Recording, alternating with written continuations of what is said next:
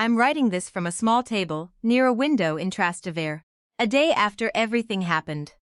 Mostly because I don't think I'll believe I actually did it unless I put it down somewhere. The list was in my father's handwriting, left on my pillow like a chore chart for a child. Clean the house. Prep the appetizers and the turkey. Wrap everyone's gifts including Holly's kids, since she'd be too busy hosting. At the bottom, underlined twice, your sister's guests expect everything perfect. That line was the one that did it, not the workload itself. I'd done the workload before, most years, actually, without anyone framing it so plainly, but seeing it written out like that made it something clear I'd been avoiding for a long time. The comfort being protected wasn't the family's.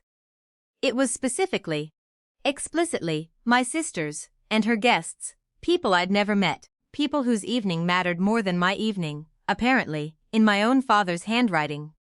My mother found me in the kitchen later, and laughed when she saw the list still sitting on the counter. "Don't screw this up," she said, not unkindly, almost affectionately, the way you'd say it to someone you trusted completely to absorb the comment without flinching. I think that's what undid me more than anger would have.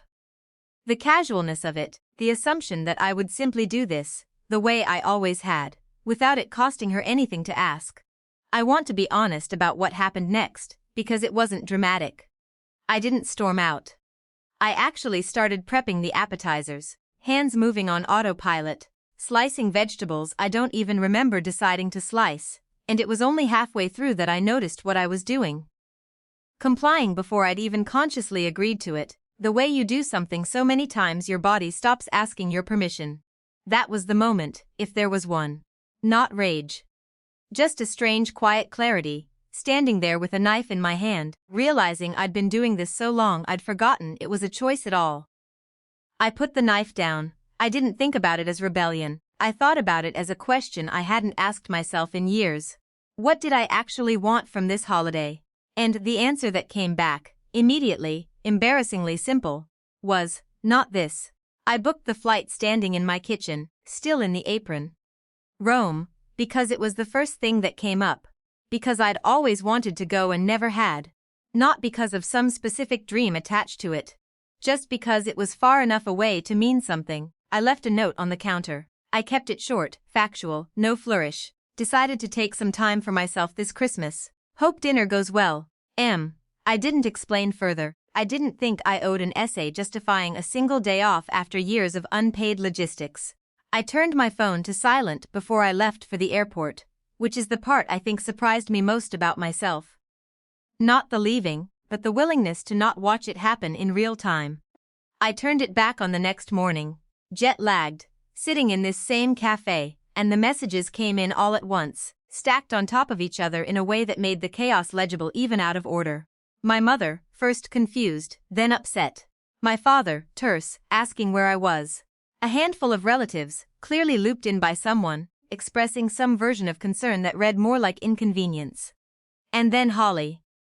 I hadn't expected to hear from her at all, honestly, given the whole evening had been built around her guests' comfort. Her text came later than the others, and it wasn't angry. Honestly? Kind of relief not having to perform the whole everything's perfect thing this year. Hope Rome's good. I read that one twice. I don't think it was an apology, not really, and I don't think she meant it as some grand acknowledgement of years of imbalance. But it was the first time anyone in that family had said, even sideways, that the performance itself had a cost. Not just to me, but maybe to her too, in a different shape. I haven't heard from my parents since, not directly. No apology, no real explanation requested beyond the initial confusion. I've decided not to fill that silence myself, not yet. I used to feel responsible for closing every gap like that, smooth things over before they could harden into anything uncomfortable. I'm trying for once to let it sit there unresolved and see what, if anything, comes looking for me. I don't know what this trip changes, long term.